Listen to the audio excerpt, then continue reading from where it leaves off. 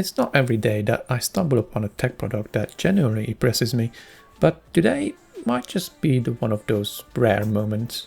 I found a keyboard that somehow manages to be almost the same size as a Tenkeyless while still packing in a full numeric keypad. Because sometimes I actually need to type numbers as well and not just smashing WASD. Inside the box we got the keyboard itself, some documentation, which everyone totally reads, yep, some stickers, a wrist rest, 2 pair of NX white mechanical switches that are pre-looped. I guess even keyboards deserve self-care. And a key/switch remover, an ROG themed spacebar, a USB extender, and a USB-A to USB-C cable. Now this keyboard offers 3 ways to connect. First one is Bluetooth, which lets you pair up to 3 devices.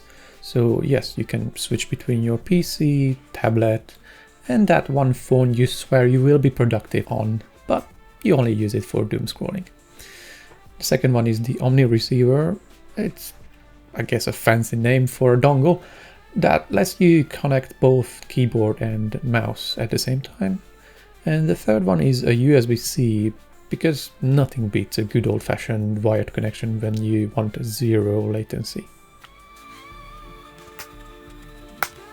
The wrist rest feels soft and cushiony, and it's made of fake leather, so it looks premium without making the cows cry.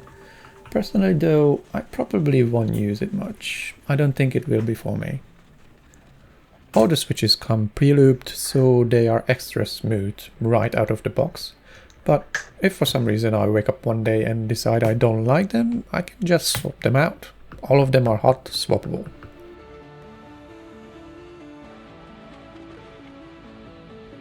Up in the top right corner there's a scroll wheel and next to it a button. Together they let you control volume, media, lighting, or even a custom mode.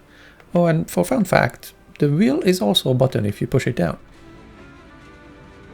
This keyboard runs on Armoury Crate, which lets you tweak a lot of settings, with the exception of the FN key, because every keyboard needs boundaries. You can remap almost every key, set up macros, or make certain keys launch specific programs.